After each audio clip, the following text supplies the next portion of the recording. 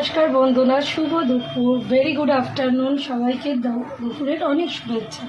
আজকে দেখো আমি বাড়িতে কি রান্না করেছি। প্রথমে ভাত করেছি, ভাতের সাথে মুগ ডাল বানিয়েছি, লাউ দিয়ে মুগ ডাল বানিয়েছি, যেটা এই সময় খাওয়া খুব ভালো, পেটটা ঠান্ডা থাকবে। ওর সাথে আমি পাঁপড় ভাজা করেছি। ওর পর বানিয়েছি আমি পটল আলু পোস্ত, এর মধ্যে কুমড়োও আছে যেটা দেখা যাচ্ছে না, পোস্ত বানিয়েছি।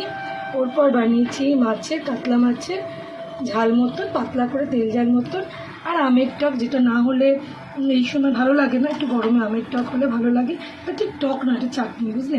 আর তার সাথে শসা তো রয়েছেই। তো এই হচ্ছে আজকে দুপুরবেলা মেনু। তো তোমাদের কেমন লাগলো একটু জানিও, কার কোনটা পছন্দ সেটাও জানিও। Are very good afternoon. আমাদের দুপুরবেলা খাওয়া দাওয়া রেডি। ওর বাবার থালাটা সাজিয়ে দিয়ে দিলাম, কেন খেয়ে বেরিয়ে যাবে। তো কেমন লাগলো একটা কমেন্ট করে অবশ্যই জানিও, আর লাইক কমেন্ট শেয়ার অবশ্যই করো। ভালো থেকো, আজকে সারাদিনটা খুব ভালো যাক তোমাদের। টাটা, পরের ভিডিওতে কথা হচ্ছে।